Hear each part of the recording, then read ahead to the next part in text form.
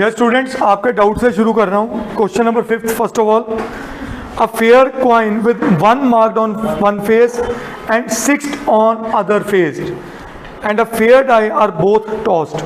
Please understand, हमारे पास एक coin है, ठीक है, जिसके एक हेड पे क्या जैसे कॉइन के केस में क्या होता है, एक फेस पे हेड होता है, एक पे टेल होता है।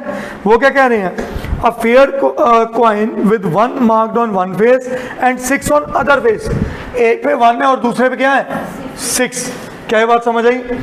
Then and a fair die are both tossed. एक डाई है, ये दोनों टॉस किए। डाई का मतलब उसके कितने केसेस 6, 1 2 3 4 5 and 6। फिर वो कहता है find the probability that sum of the numbers that turn up is 3 और that turn up is 12। Please understand, आपको ये बात समझनी पड़ेगी कि हमारे केसेस बन क्या क्या सकते थे।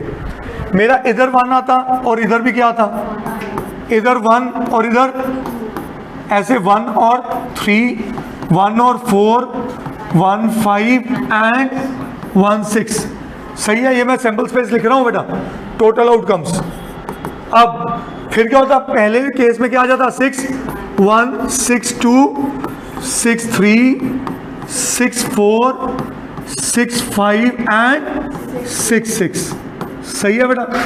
अब वो कहते हैं हाँ जी 1 जो है 6 के साथ नहीं जा सकता, 1 ये इधर थोड़ा जा सकता है। ये एक कॉइन है जिसके ऊपर एक फेस पे 1 बना हुआ और एक फेस पे 6 बना हुआ है, हेड और टेल की बजाय। ऐसा तो नहीं कभी होता था हेड और टेल इकट्ठे आ जाए, नहीं हो सकता। ऐसा नहीं कभी हो सकता 1 के साथ 2 आ जाए, नहीं, वो एक डाइस है, एक फेस ही देगा।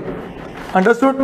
फिर वो कहते हैं what is the probability that sum on the numbers is 3। मेरा फर्स्ट पार्ट क्या कह रहा है, सम इज 3। तो पहले इसके फेवरेबल आउटकम्स बना लो। 3 कब बन रहा है, देखो 1 2 और कोई केस नहीं, 1,2। तो फेवरेबल आउटकम्स कितने आ गए? सो प्रोबेबिलिटी इस इवेंट की क्या आ गई 1/12। क्या ये बात समझ आई बेटा? पहले ये हुआ ना, देन ये हुआ, पहले ये केस हुआ है। क्वेश्चन पढ़ो, a coin is tossed and then a die is thrown. Is that clear? अब सेकंड पार्ट क्या कह रहा है इस क्वेश्चन का? सेकंड पार्ट कह रहा है सम ऑफ किसकी बेटा 12। सम ऑफ 12 भी देखो किसके केस में आ रहा है 6 6। तो इसकी प्रोबेबिलिटी भी क्या आ गई बेटा 1/12। क्या ये बात समझ आ गई सबको? करिए नोट बेटा। सर नहीं, इधर क्या बोथ आर टॉस।